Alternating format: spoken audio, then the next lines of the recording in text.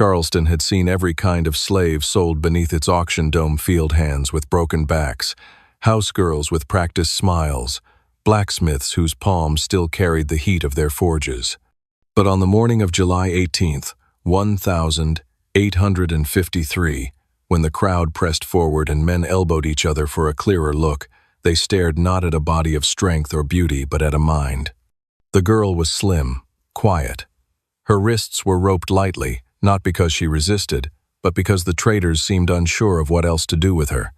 Her skin was the deep bronze of the Niger coast.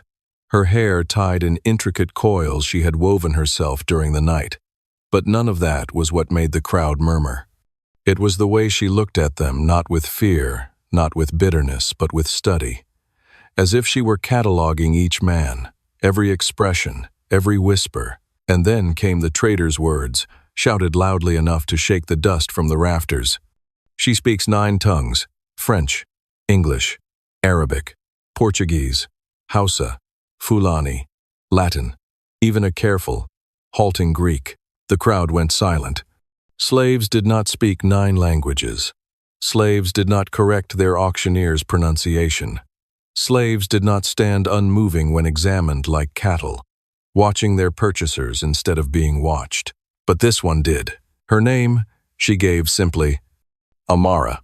No last name, nothing more. And yet every planter, captain, banker, and merchant who heard it felt as if the single word carried entire histories folded inside it. By the end of the hour, they would be fighting over her. By nightfall, one family would discover that the greatest danger in Charleston was not what Amara knew, but what she chose never to say. The auction bell rang once, a cold, hollow clang, and the crowd surged like a single breathing thing. Heat pressed down from the high rafters of Ryan's Market, the air thick with sweat, pipe smoke, and the awful sweetness of molasses stored nearby. Amara stood alone on the block. She did not tremble. She did not bow her head. Instead, she inhaled softly, almost too softly to notice her nostrils widening as if she were tasting the conversations floating around her. Is it a trick? No one learns Latin out there. Could be a parrot act, memorized phrases. Speak again, girl. A man with a silver-tipped cane stepped close. His coat was so stiff with starch it crackled. His eyes were the color of dying ice, watery, bloodshot, cold. He jabbed the cane toward her chin. Say something in French. Amara looked at him. Then, in perfect, fluid Parisian tongue the kind studied scholars struggled to imitate, she said, "Your accent betrays that you were taught by a tutor who spoke little French himself." The man's face blanched. The crowd burst into laughter, then shock, then a roar of interest. The auctioneer swung toward her. "Girl, don't you embarrass the buyers." Amara blinked once. Then she answered him in Arabic, smooth, lyrical, flowing like river water. "Those who buy and sell human flesh embarrass only themselves." The words meant nothing to most of the crowd, but their tone was unmistakable, and the few who understood Arabic stiffened in disbelief. The auctioneer's face darkened. That one was... what language? Arabic, someone whispered. "She's educated, too educated." "You're lying," the auctioneer snapped at her. "A slave girl from the bush does not speak." "Portuguese," Amara said suddenly, switching tongues mid-breath. "The traders on the coast use it. I learned because they would not stop speaking over me." Another gasp. She shifted again, this time into Greek, stumbling only slightly, but enough to prove she knew the structure, the grammar, the heart of it. "Greek," muttered a stunned banker. "In Charleston? How?" But Amara was not finished. To the back corner, where a sailor leaned against a post with folded arms, she spoke in English, the one tongue she used sparsely. "You were born in Liverpool. You want to buy me to teach your son." He jerked upright. How did?" She turned to the planter with the silver cane. "You lost your wife last winter. The ring on your finger is too small for your hand. It belonged to her." The man's cane trembled. Finally, she looked into the shadows where a young woman stood, clutching a lace handkerchief. Amara switched to French again, softer now. "Vous êtes enceinte. You are with child." The woman's hand flew to her stomach. No one else had known. The crowd erupted, fear, awe, suspicion, hunger for ownership, twisting together like a living knot. Even the auctioneer stepped back, unable to hide the flicker of unease in his eyes. Never, not once, had Charleston seen a slave who could unmake a man with nothing but observation. A man in a black waistcoat whispered urgently, "She's dangerous." Another answered, "She's valuable." End quote. A third hissed, "She's unnatural." Amara only watched, cold, silent, studying. Then the bidding began. It rose fast, too fast.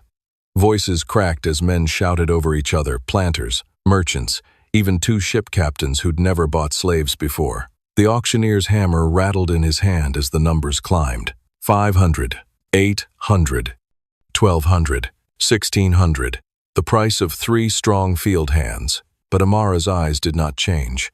She simply tilted her head, listening to every word, piecing together everything she needed. Finally, a booming voice cut through the chaos. 2,000. Silence crashed over the room. The crowd turned. At the back of the hall stood Judge Silas Kerrigan, a man feared across 3 counties, known for his rigid discipline, his cold intellect, and his public obsession with breeding superior stock. He stared at Amara like a man staring at a puzzle he intended to solve. The auctioneer swallowed hard. "Sold. To Judge Kerrigan." The hammer fell. The crowd buzzed like hornets, but Amara simply lowered her lashes, whispering in a language no one recognized. Finally, as if she had been waiting for him, as if this moment, this sale, was not the beginning of her captivity, but the beginning of her plan. The morning after the auction, Dr. Nathaniel Wexley sat alone in his study, the door bolted, the shutters drawn, and the ledger of Charleston purchases open before him. But his eyes were fixed only on the name written at the very bottom in his own hurried hand. Lot 14. Male, approx. 2025. Speaks English, French, Dutch, Arabic, Latin, Yoruba, Igbo, Portuguese, Hebrew. Origin: unknown. Unknown. The word irritated him more than it frightened him, but it frightened him plenty. He had built his reputation on certainties, on measurements and skull shapes and racial theories that men like him declared as truth. The Negro mind, according to his published work, could only mimic language, never master it. Their tongues, he had written confidently, could be trained, but never refined. But the young man in chains, now locked in the small brick holding room behind the main house, had looked at him with eyes that knew everything, eyes that saw beyond him, eyes that made a liar out of every page Wexley had ever printed. And worst of all, he did not know the man's name. Wexley descended the back stairs quietly, refusing to alert the household.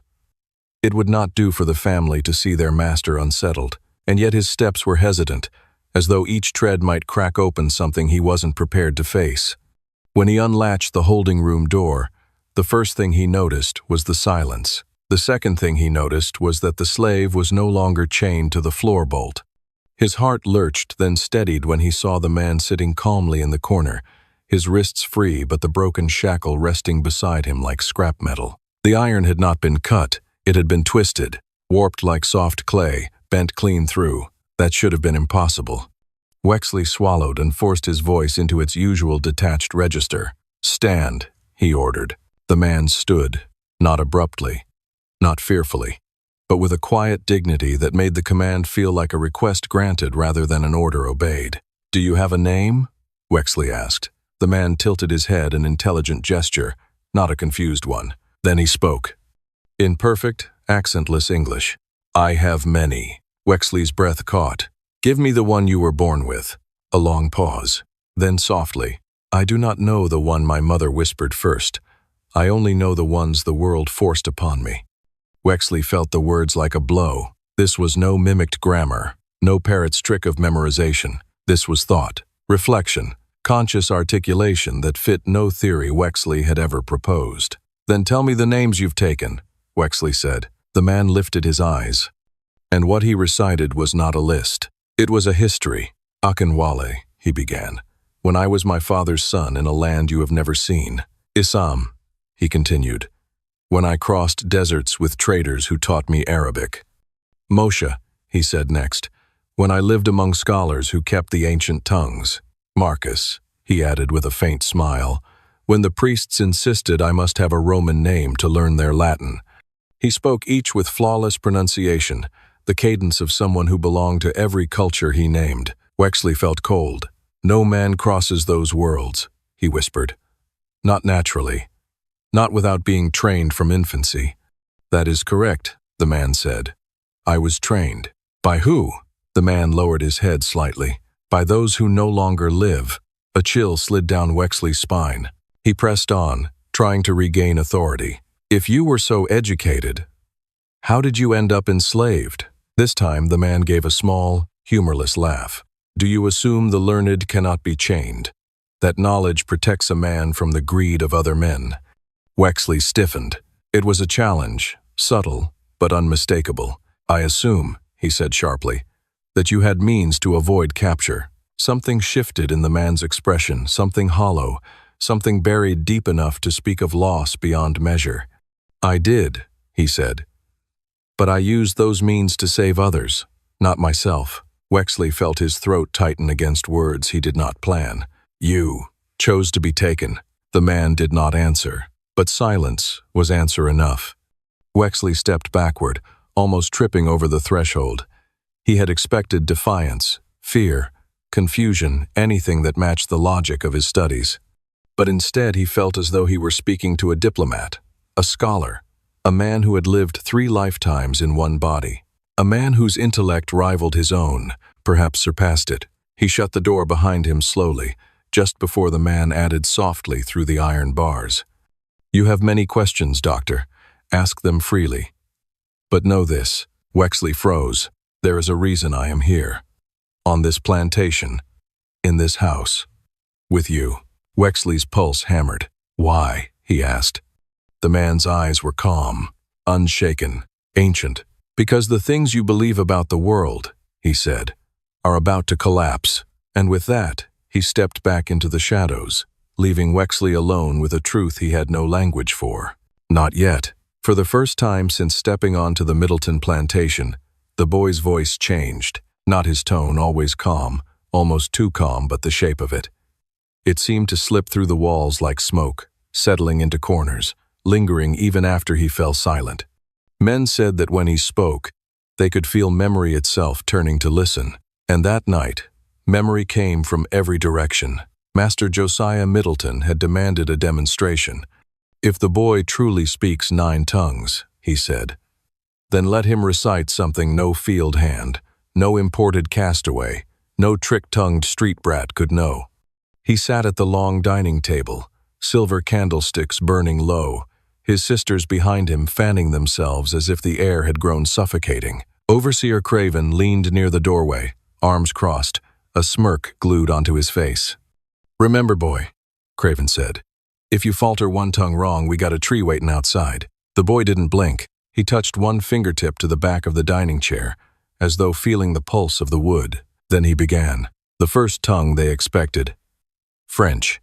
The second, Spanish. The third, Portuguese. Nothing surprising yet. The way he spoke them, so fluently, so fluidly, made the Middleton sisters sit up straight.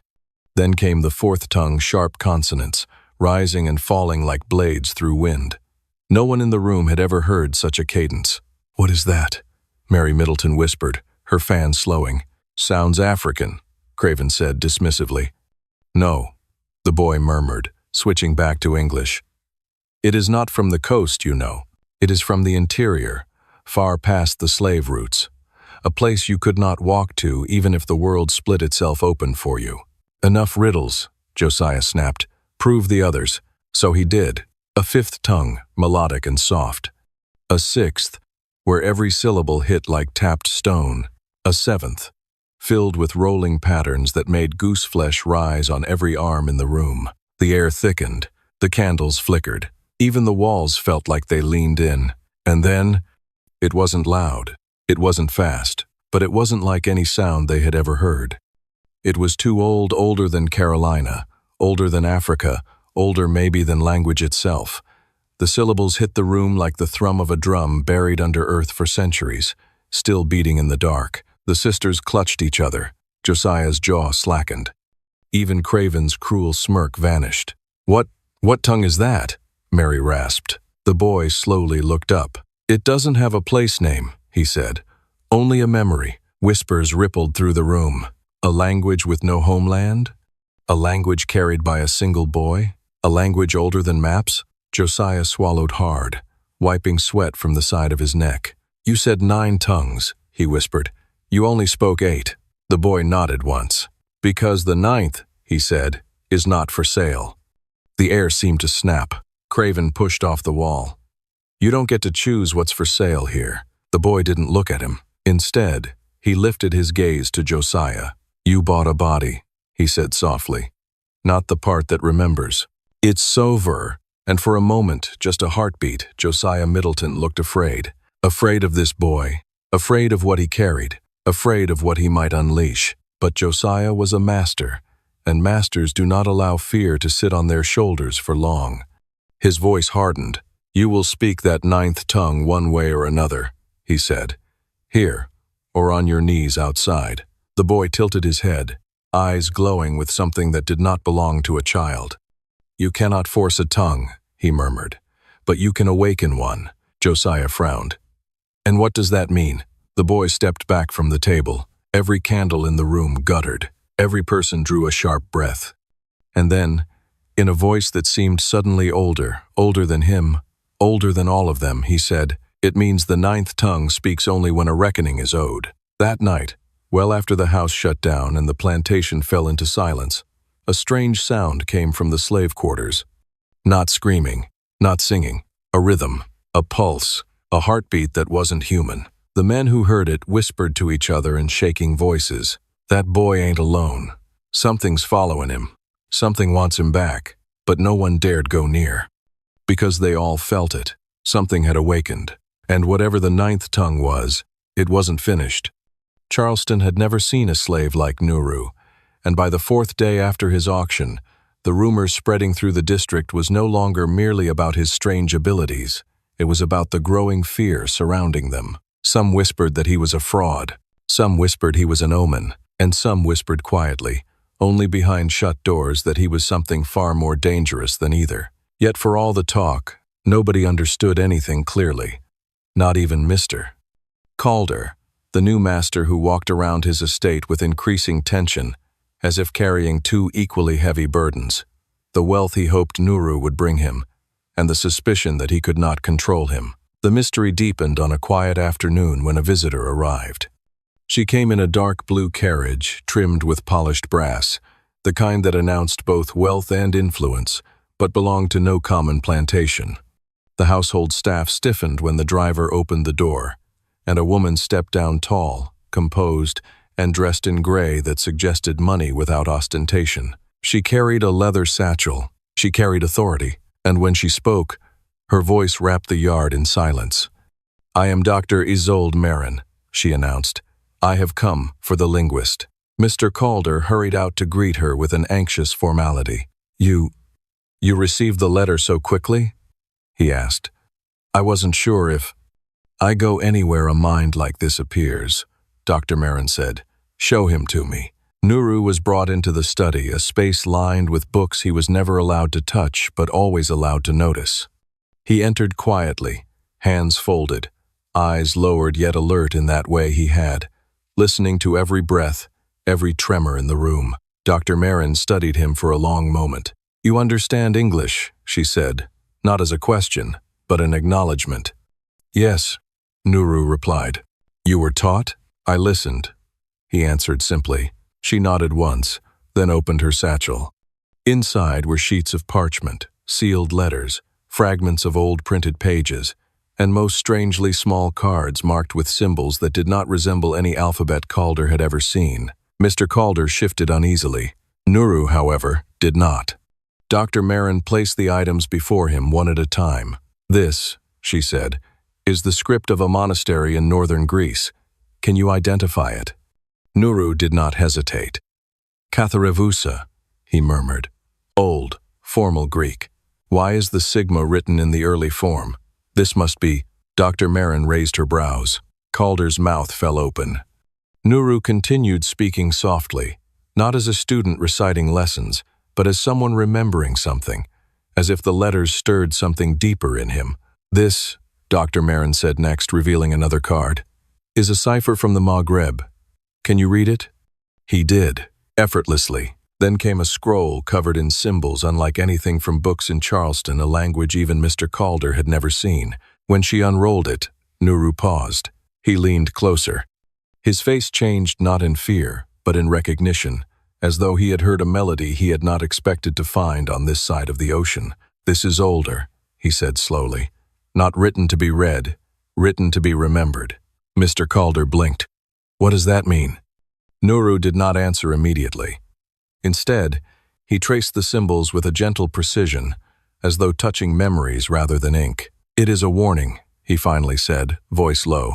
Or, maybe, a promise. Dr. Marin and Mr. Calder exchanged a tense glance. A promise of what?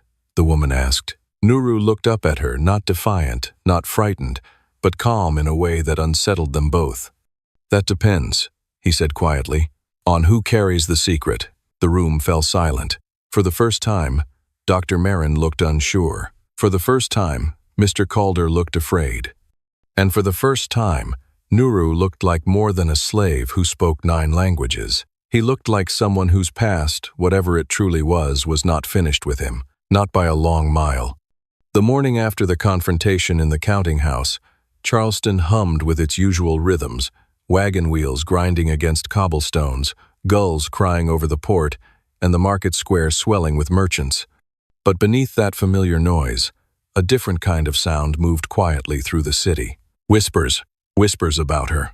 The girl who spoke 9 languages, the slave who had answered a planter in Latin, the one whose mind could not be bought, bullied, or broken. Some whispered in awe, some whispered in fear, some whispered in anger that anyone so intelligent could have been sold like an object. But one man heard the story and did not whisper at all.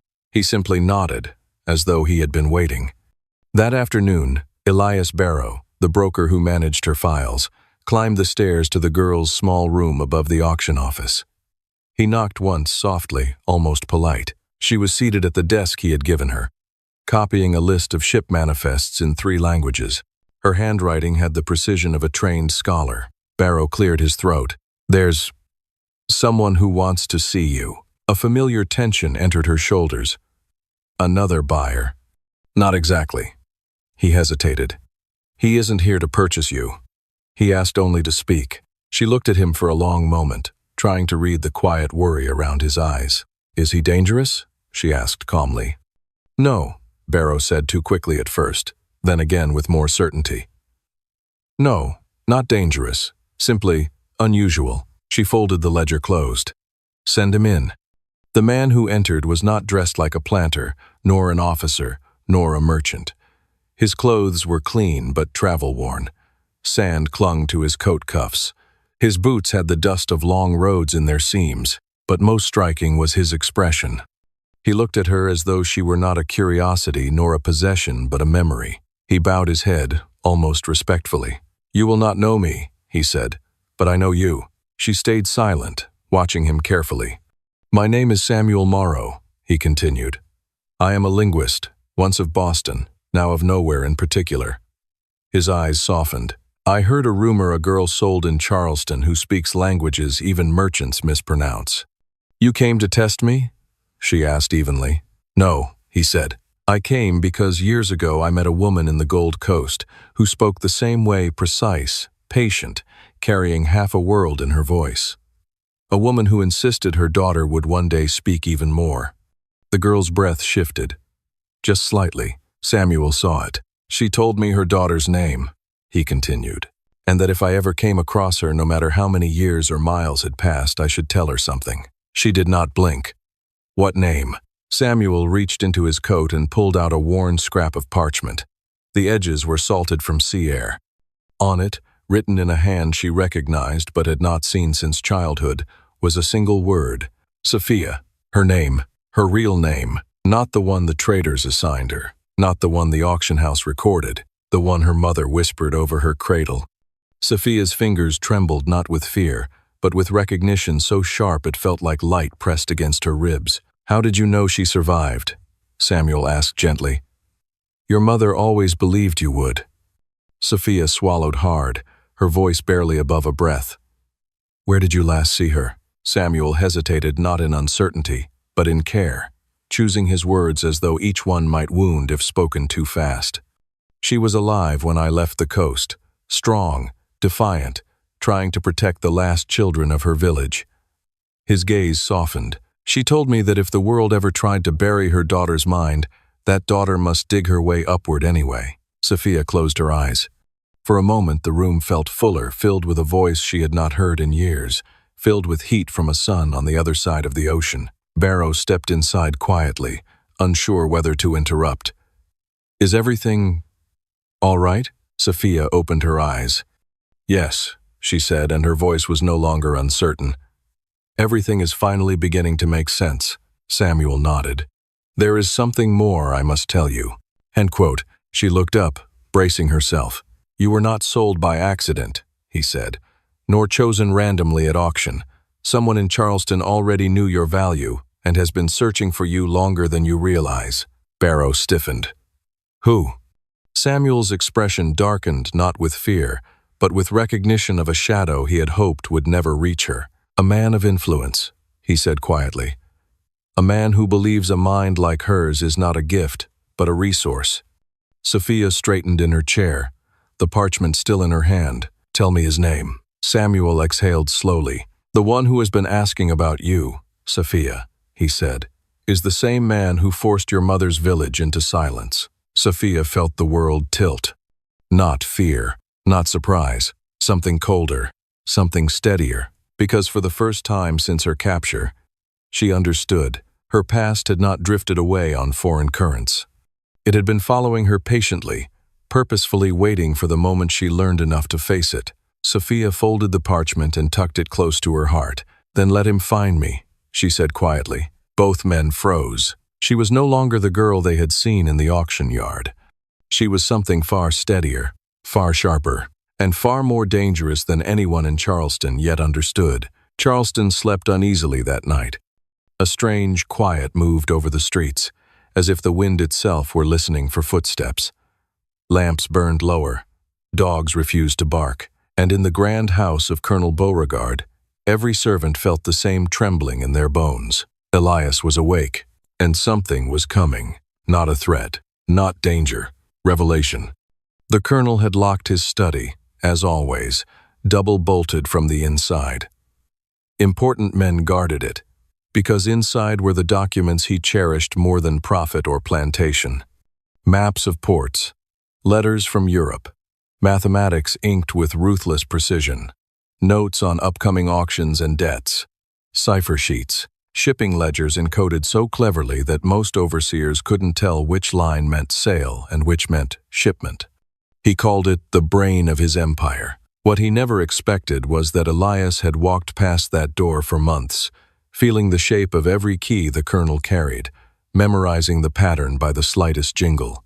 So when the colonel, drunk, angry, and exhausted, threw his coat over a chair earlier that evening and barked orders without looking, he didn't notice a small, slender key fall from the pocket. But Elias did. He stood now in the hallway, long after the colonel had gone to bed. Moonlight cut silver bars across the floorboards. He turned the stolen key between his fingers. Behind him, Lila whispered, "You sure about this?" Lila, the girl with the sharpest ears in the quarters, had followed him despite his warnings. "If they catch you in there, I know. And if they catch me by you, I know." She waited. Elias closed his eyes. "I ain't trying to survive anymore," he said softly. "I'm trying to understand why they so afraid of what I know." He pushed the key into the lock. The study opened with a sigh, as though it, too, had been waiting for him. Inside smelled of ink, dust, and ambition. Stacks of letters towered like crooked monuments, maps draped over chairs.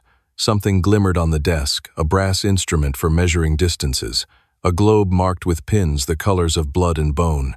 Books in French, books in Spanish, books in Greek, books in Latin. Lila whispered, "Lord, Elias, you can read all that?" He nodded once, but what he came for was the locked drawer at the bottom of the desk. He found the second key inside a hollow drawer panel exactly where he expected it, because the colonel had mentioned once, carelessly, angrily, that a genius hides tools where only another genius would look. Elias opened the drawer. Inside lay a stack of letters sealed with wax. Letters addressed to the Society for American Advancement of Human Intelligence, Dr. Rupert Hanley, London, Lord Cunningham, Oxford, the Charleston Inquiry into Cognitive Anomalies, and more. Elias's face hardened. Lila asked, voice trembling, "Elias, what are these documents about me?" He said it as if he already knew, and he had. The top letter was marked with a red wax crest. He broke it, unfolded it, and began reading silently, eyes scanning with terrifying speed. Lila watched his face the way people watch a storm rolling closer. Finally he spoke, tone flat, distant. "They've been studying me since I was 10. Lila clapped a hand over her mouth. He continued reading. "They tried 9 languages on me, said it wasn't natural how fast I learned. Wrote I might be an anomaly." "A what?" Lila whispered. "That mean they think I ain't regular folk. Something else, something they want to use." The next page was worse. A list, a timeline, experiments disguised as lessons, visitors disguised as buyers, men from universities, ministers, doctors, all of them testing him, all of them reporting back. Lila felt her knees weaken. "Elias, why would they do that? Cause knowledge scare 'em more than fists," he said quietly. "A strong back they can break. But a strong mind?" He looked at the letters again.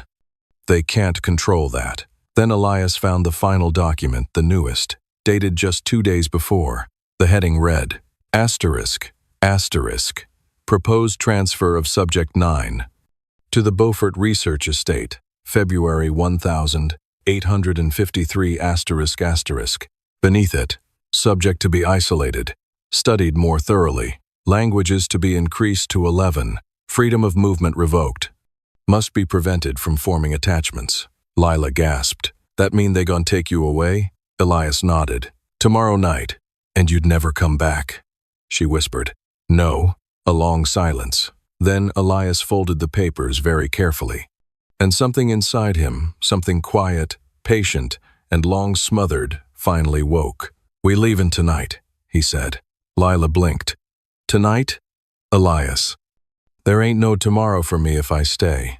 They fixin' to lock my mind in a room and study me like an insect." He placed the documents into his shirt. "Tonight, before the sun knows we gone." Elias gently blew out the candle. He slipped the key back exactly where he'd found it. He erased fingerprints from the brass. He straightened every page on the desk. No sign of intrusion. But the moment he stepped into the hall, a floorboard creaked behind him. Both froze. A voice whispered from the shadows. "Elias." Not angry, not surprised, but knowing. The hairs on Lila's arms rose. Someone had been watching. Someone who knew exactly what he had just discovered. Elias did not turn around. He simply said, very slowly, "Step into the light." The next morning broke with a strange hush over Charleston.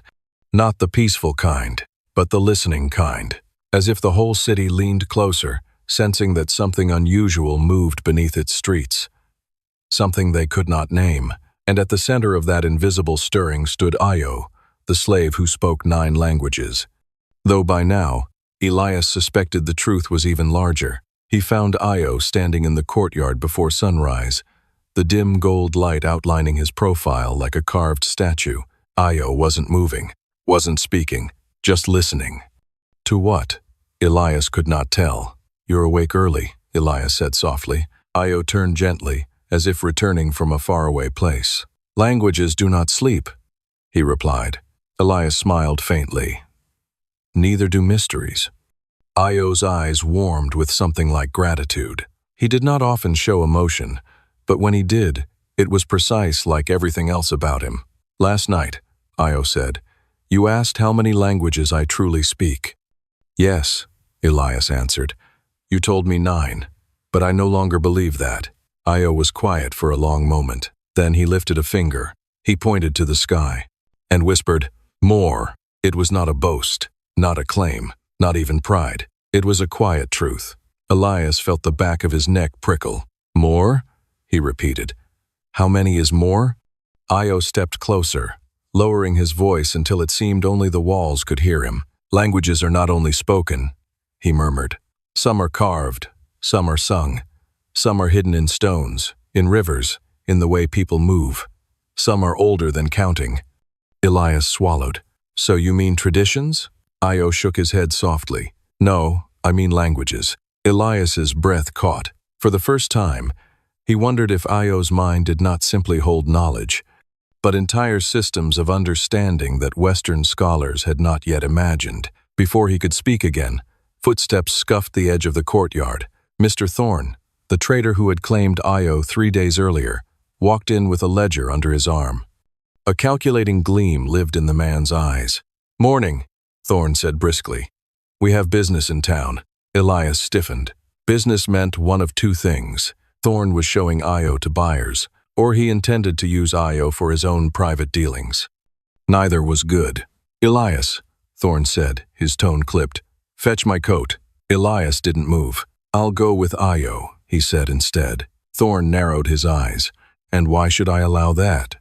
"Because," Elias replied quietly, "you aren't the only one who wants to know what he can do." Thorne studied him, reconsidering. He knew Elias was well connected. He knew Elias kept company with scholars and lawyers who whispered in important rooms. Finally, the trader relented. "Fine, but you keep close." Io said nothing as they walked through Charleston's market district, carts of produce, wheels grinding over cobblestone, the smell of ink from the printing stalls, sailors shouting in 3 different accents. Io absorbed it all. Every word, every rhythm, every pattern. Elias suddenly realized he had been wrong for days. Io wasn't merely learning the city, he was mapping it. They stopped at a long wooden building with a sign burned into its arch. Charleston Maritime Registry. Thorne pushed through the door. Inside, several clerks worked at high desks, stamping documents and copying shipping routes. A large map of ocean currents dominated the far wall. Thorne marched up to the nearest clerk. "I need these manifests translated," he ordered, dropping a stack of foreign papers onto the counter. "Found on a wrecked ship. Could be valuable." The clerk frowned. "Sir, we don't have anyone who reads." Io stepped forward. "I can." Every head in the room turned. The clerk blinked. I believe these come from the Barbary coast." Io nodded once. Thorne smirked. "Go ahead then." Io unfolded the first document and scanned the page. No hesitation, no stumbling. He read aloud in a smooth, melodic cadence, not merely repeating the words, but explaining their meaning, the tone, the nuance, the political implications. He moved to the next sheet, then the next. He did not translate. He decoded. The clerks exchanged astonished looks. One of them whispered, "Is he some kind of savant?" Io simply kept reading. When he finished, the room was silent. Thorne's mind raced. Elias could see it. Opportunity, profit, power, danger. Io folded the final paper and placed it neatly back on the pile. Thorne stepped close to him. "Tell me," he said in a low voice, "how many languages do you know how to read?" Io did not flinch.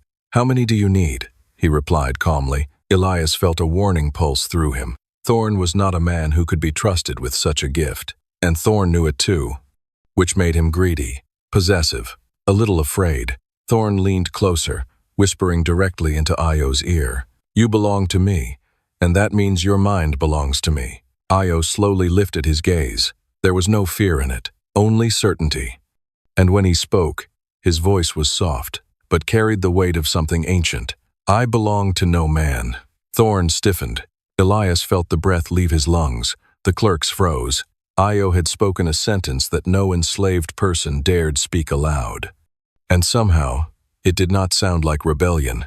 It sounded like prophecy. Outside, through the open door, a wind swept through the street, lifting dust, rattling shingles, stirring the city awake. Io turned toward it, as if answering a call only he could hear.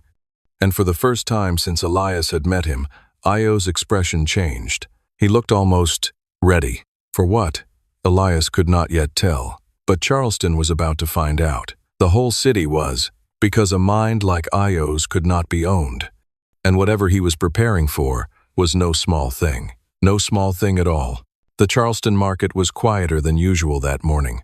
Word had spread about the young slave who could speak 9 languages, and the whispers of his talent had drawn both awe and skepticism. Still, he moved among the traders and buyers with a calmness that defied the chaos around him. His eyes, dark and steady, scanned each person he passed, taking in the subtle gestures and accents with practiced attention. He had learned long ago that words carried power, but not all power came from speaking. Some power came from listening. Each language he had mastered opened a door into another world, another way of thinking, and each door he had passed through had taught him patience, strategy, and careful observation. Today, he would demonstrate all of it, but in a way that would ensure his survival and maybe, just maybe, carve a path toward respect in a place designed to strip it from him. The auctioneer, an older man with a thin mustache and a loud voice, called the next lot. The crowd murmured as the young man stepped forward. A few attempted to scoff, underestimating him. Others tilted their heads, curious. The young slave cleared his throat and spoke first in French, then Spanish, then Choctaw, each sentence perfectly formed, each inflection precise. The crowd grew silent, caught between admiration and disbelief. A wealthy trader, clearly impressed, motioned to his peers. "Can he do any other languages?" he asked. The young man nodded and transitioned seamlessly into Italian, then German, then Portuguese. He paused, catching the look of an English gentleman at the back, and offered a polite greeting in Urdu. The whispers became murmurs of astonishment, and suddenly the market was alive with new energy. But he was not performing for applause alone. Every word, every language he used, carried information. He asked subtle questions in the various tongues, gauging the intentions of potential buyers, understanding alliances, and discerning rivalries. He noticed who hesitated, who leaned forward, who shared a glance with someone else. Each gesture built a mental map he could rely on later, a map of both opportunity and danger. At the end of the demonstration, the crowd erupted into polite claps and murmurs of respect. Even the auctioneer, who had initially been skeptical, nodded appreciatively. The young slave bowed slightly, acknowledging both the audience and himself. In that moment, he had achieved more than a display of talent. He had established a presence, a measure of personal authority in a world that often denied him any. Later, in the quiet of the back room, he reflected on the morning. He had survived, and even thrived, not through confrontation, but by using the one tool that could never be taken from him, his mind. Words had always been his shield and his key, and now he knew, more than ever, that his intelligence could open doors that brute force never could. He smiled faintly, realizing that the auction was not the end of his story, it was the beginning.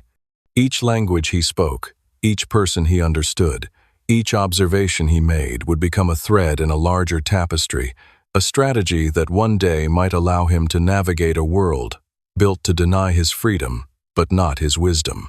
That evening, as the market emptied and the sun dipped low over Charleston, the young slave stood at the edge of the docks. Ships creaked in the harbor, sails catching the wind like whispered promises of distant lands.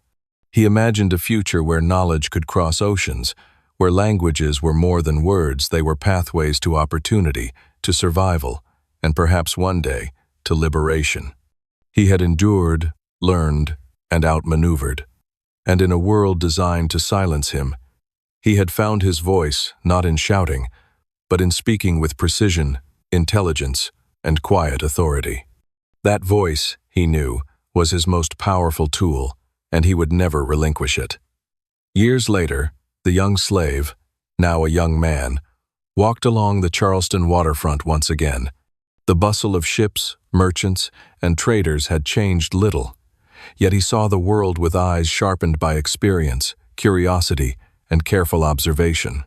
Though he had been sold and traded, humiliated and underestimated, he carried within him a strength that no market, no master, and no chain could ever claim: his mind. He had traveled beyond the city, learning from every corner of the continent, meeting scholars, travelers, and merchants who spoke in tongues he had once only dreamed of understanding. Each language he mastered opened not only new doors but also new relationships, new insights into human behavior, and new strategies for navigating a world often hostile to those like him. Yet Charleston remained important. It was here, in the heart of the very place that had attempted to define him by the color of his skin and the circumstances of his birth, that he had first discovered the depth of his own power. That power was not violence, though it could command respect. It was knowledge, intelligence, and the ability to see patterns invisible to others. With it, he had survived, and more importantly, he had begun to influence the world around him, subtly, deliberately, and with care. Visitors to the docks often paused to watch the young man speak with ship captains, traders, and local leaders. They did not know his past, nor the obstacles he had overcome. They only noticed his composure, his fluency in multiple languages, and the quiet authority with which he carried himself. In their eyes, he was extraordinary, but in truth, he had always been ordinary, except that he had refused to accept the limitations placed upon him by others. On the evenings when the sun dipped low and the harbor glimmered gold, he sometimes recalled the auction house, the merchant's whispers, and the countless moments where words had been his shield and his sword. He smiled, recognizing that those trials had shaped him, not broken him. Each obstacle had been a lesson, each humiliation a teacher, and each observation a tool for his survival. The city of Charleston, with its narrow streets, bustling markets, and distant horizons, had tried to define him, but he had rewritten the narrative. He had not sought revenge in the way some might imagine. Instead, he had taken the far more enduring path of intellect, influence, and resilience. His legacy was not one of destruction, but of demonstration, that knowledge, perseverance, and careful action could carve freedom and respect, even in the harshest conditions. As the wind lifted the sails and the cries of seagulls echoed across the water, he realized that his story had moved beyond a single city, a single auction, and a single set of circumstances. It had become a testament to the human mind's capacity to endure, adapt, and rise. The languages he spoke were no longer just tools, they were symbols of his unyielding spirit, bridges connecting him to worlds beyond the one that had once sought to confine him. He stepped back from the waterfront, blending into the crowd, but carrying a presence no one could deny. The slave who had once been sold in Charleston had become a man whose voice resonated far beyond the chains he had worn, and in that, he had found freedom true, unshakable, and eternal. The world might continue to underestimate him, but he had already surpassed every expectation, leaving behind a story of brilliance, resilience, and quiet triumph that would echo long after he was gone.